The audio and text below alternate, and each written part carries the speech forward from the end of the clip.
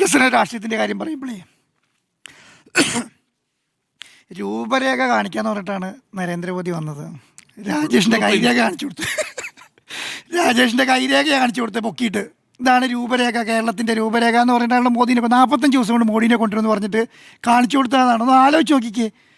നമ്മളെന്താ പറയുന്നത്, നരേന്ദ്രമോദി പ്രധാനമന്ത്രി വരുന്നു കേരളത്തിലേക്ക് വരുന്നതിന് കാരണമെന്ന് പറയുന്നത് എന്താണ്? കേരളത്തിനെ മൊത്തം മാറ്റി വികസനത്തെക്കുറിച്ചൊരു അക്ഷരം വേണ്ടിയില്ല എന്ന്.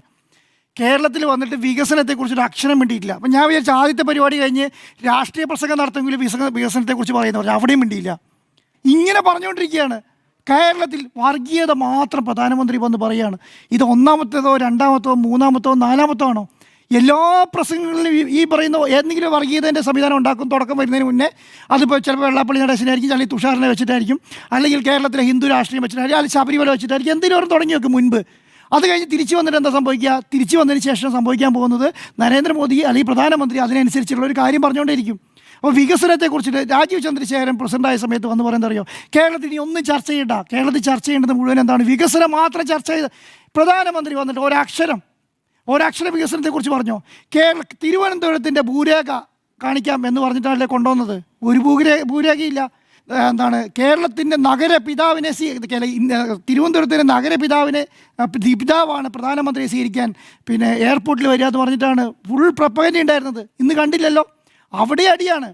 എന്നിട്ട് പറയാം ഡബിൾ ഇഞ്ചൻ സർക്കാർ കേന്ദ്രത്തിൽ വരണം, കേരളത്തിൽ വരണം. ഇവിടെ ഇന്നത് പറഞ്ഞില്ല എന്ന് തോന്നുന്നു കേരളത്തിൽ. പക്ഷെ പറഞ്ഞു ആ തമിഴ്നാട്ടിൽ പോയിട്ട് അത് തന്നെയാണ് പറയുന്നത്. ഡബിൾ ഇഞ്ചൻ സർക്കാർ, ഡബിൾ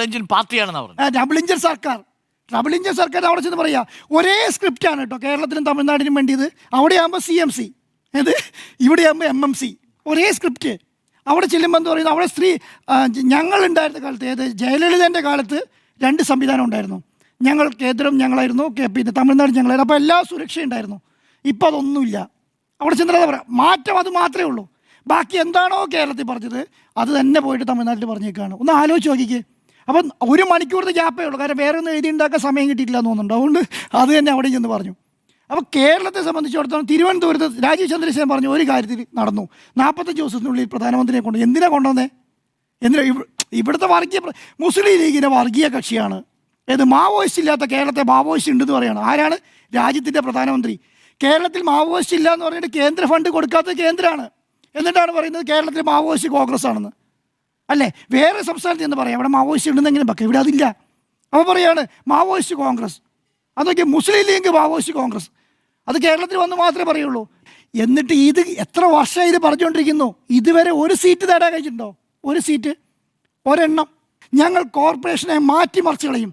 ഈ മാറ്റിമറിക്കാൻ പോകുന്നതിൻ്റെ ഭൂരേഖ സമർപ്പിക്കാൻ പോകുന്നവരാ ഇന്ത്യയുടെ പ്രധാനമന്ത്രി നരേന്ദ്രമോദി. ഇന്ന് എന്ത് കാണിച്ചു? കൈരേഖ. ഇത് തന്നെയായിരിക്കും നിയമസഭ ഇലക്ഷൻ കഴിഞ്ഞാൽ കാണിക്കാൻ പോകുന്ന കൈരേഖ എന്നുള്ളത് കേരളത്തിലെ ജനങ്ങളും കേരളത്തിലെ രാഷ്ട്രീയ പാർട്ടികളും മനസ്സിലാക്കി അവർക്ക് നന്ന് എന്നുള്ളൂ.